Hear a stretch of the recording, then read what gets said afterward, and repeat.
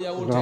কারণ আসসালামু প্রবাস শখের জীবন প্রবাস। এমন একটা কষ্টের সবাই জীবন। শুভ ওই সন্ধ্যা। প্রবাসের বিদেশ মধ্যে প্রবাসে যেই যারা যায় ছেলেগুলা থাকে রে, তারাই বলে। এইগুলা এই শখের কাজ প্রবাসে যারা করতে একবার পা করতে দিয়েছে না, হাতগুলা পাথরের মতো শক্ত হইয়া সত্যি যায়। দূরের কথা, যে স্বপ্নগুলো কার দেখা জন্য? যাচ্ছিল না, সেই পরিবারের স্বপ্নগুলো সুখের এখন দেখা জন্য, যাচ্ছে। কারণ স্ত্রী পুত্রের পৃথিবীতে আরামের জন্য, মা এখানে বাবার একলা একটু চলতে হয়। শান্তি দেওয়ার কারো জন্য মতে এই না বিদেশি থাকলে ছেলেগুলা পরিবার, প্রবাসের না থাকলে মধ্যে মা। মাথার গাম পায়ে ফালাইয়া যেখানেই হাতে তামা যেখানেই যাবেন কইরা ইনকাম কইরা পৃথিবী জুড়ে একটা টাকাও তারা বিদেশে রাখে না। সারাদিন প্রত্যেকটা পরিশ্রম টাকা করবেন, পাঠাইয়া দেয় আসবেন, বাংলাদেশে দেখবেন পরিবারের মধ্যে, ঠিক মনে কিনা? হবে যে পৃথিবীতে কেন আসলাম, এরপরেও দেখবেন যে ভালো ছিলাম না। অনেক যতই সময় কষ্ট হোক না বাংলাদেশ কেন থেকে দেশে ফিরে টেলিফোন আসলাম। গেছে, কিও প্রবাসে কই আসলাম আছো? যেটুকু স্বপ্ন নিয়ে, কাজে না বাসায়?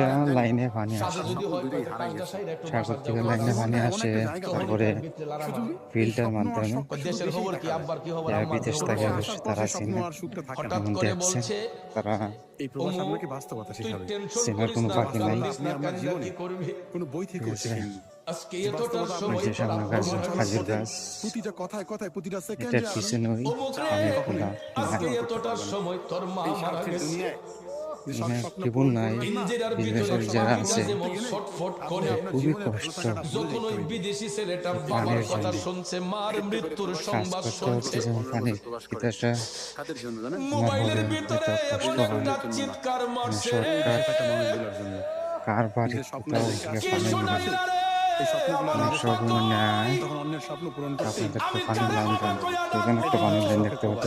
আমার যারা মা ভাবেন না কই, শখের আমি প্রবাস কারে মানেই হচ্ছে মনে হয় মামা সুখ আর কইয়া শান্তি। ডাকবো? আসলে ভাই সুখ আর শান্তি ভরা এই প্রবাসে। স্বজনরা একবার আইসা সান্ত্বনা দেখেন। দে, কান্দিস না, কান্দিস না।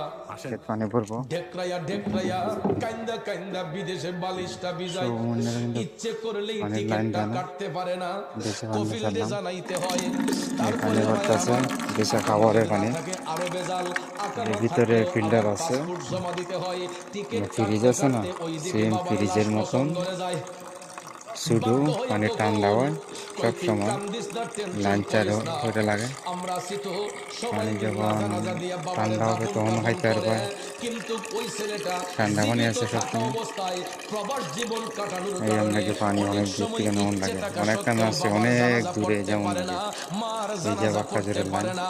এই জিন্দেগির নামই হচ্ছে খাজুরের প্রবাসের গাছ, জিন্দেগি। এদিকে হচ্ছে আর পানির লাইন। শুধু তাই নয়, এইসব মা পাইপিতে কিন্তু কিছু কিছু পানি আসা প্রবাসী যাওয়া করে। আছে রে, বিদেশ বাড়ি সংসারের বিল্ডিং মধ্যে উন্নতির জন্য, ডাইরেক্ট নদীর সংসারের থেকে হাল ফিল্টার ধরার হিসেবে, জন্য তখন আবার জিন্দা হইয়া উমেনেরা বিদেশে যায়, নিজস্ব ফিল্টার কফিলের আবার ওয়াশ ভিতরে করে, লাশ হইয়া দেশে ঠিক আসে। আছে, নিজস্ব বিল্ডিংও আবার ওয়াশ এমন করে। লোক আসেনি হ্যাঁ, গেছে ওরা ইনকামের পানি জন্য, ব্যবহার হঠাৎ করে, করে আমরাও দেখা পানি যায় খাই, হার্ট অ্যাটাক হয়ে গেছে, হার্ট স্ট্রোক এছাড়া তো হয়ে পানি গেছে।